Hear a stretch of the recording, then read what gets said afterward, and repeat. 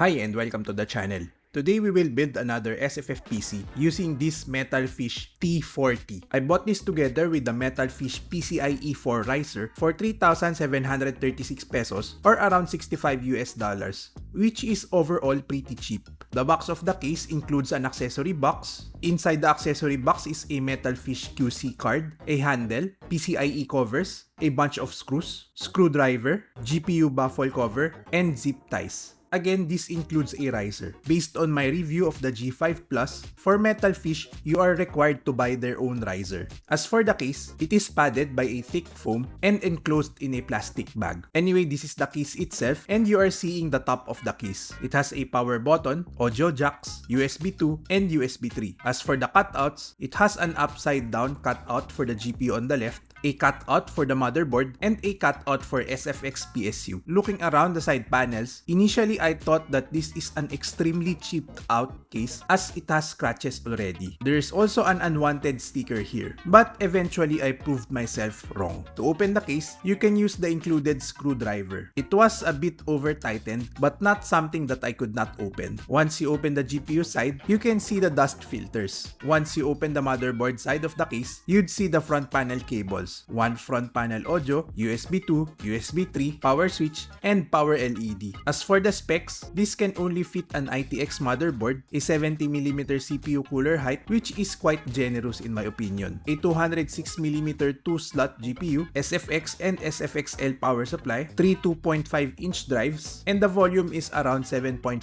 liters. Moving on with the build, as usual, I'll be using the B550i Aorus Pro AX as the motherboard. The processor is a Ryzen 7 5800X, RAM is a Kingston Fury non-RGB 32GB 3200MHz CL16 RAM. And as for the cooler, I used the Alpenfohn Blackridge cooler in overclocking mode. To prep the cooler, remove the pre-installed 90mm fan, screw the AM4 mounting brackets to the cooler, remove the AM4 mounting clips from the motherboard, remove the AM4 backplate from the motherboard, apply thermal paste, one big dot in the middle and 4 small dots on each corner, put the cooler on top of the CPU and do an acrobatic flip of the motherboard, hand screw the screws to the cooler and tighten those with a screwdriver. Install the fan clips to the cooler, clip the fan to the cooler, and plug the fan to the motherboard. As the total height of the cooler is 72mm, I was sure that it will bulge, but I can close the side panels. At this point, I usually plug the CPU power connector as this will be hard to reach later on. Plug the front panel audio to the motherboard, plug the USB 2 header to the motherboard, plug the 24-pin power connector. Usually, I only plug stuff after I install the motherboard to the case. However, 70mm is quite deep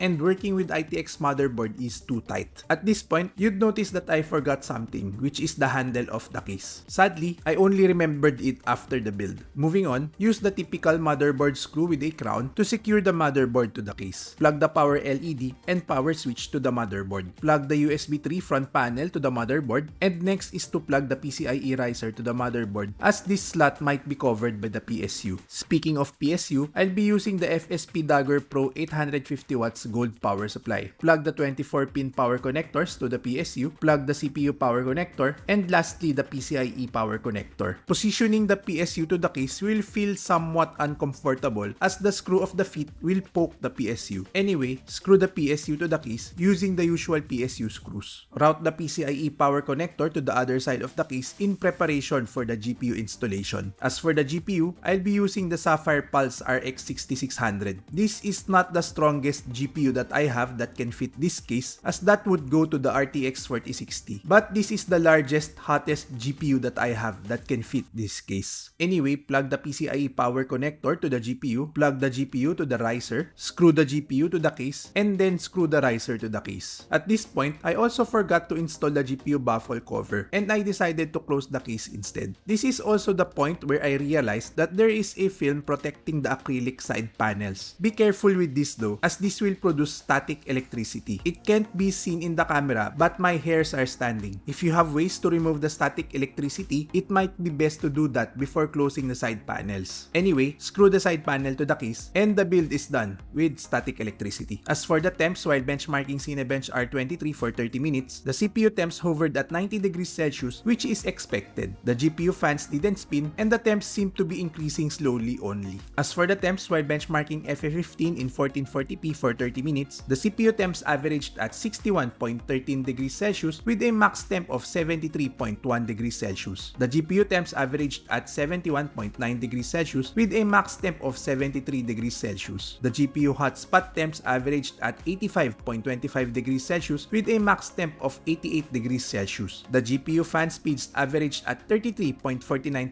with a max of 37.9%.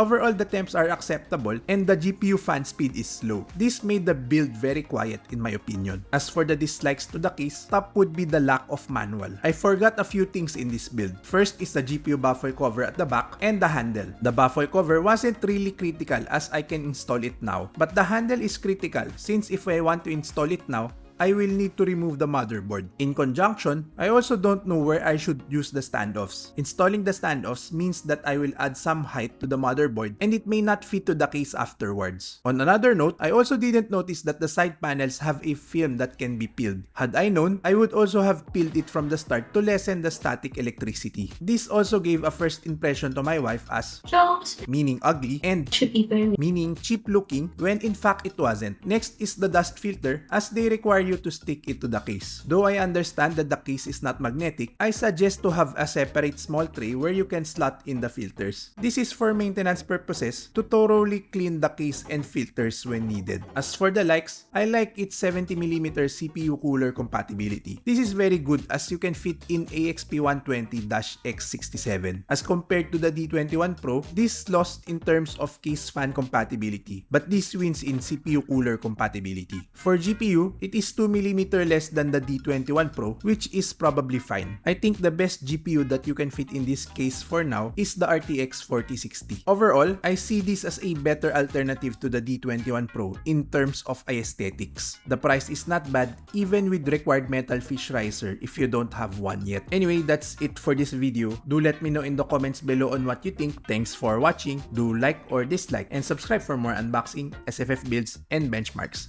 Bye!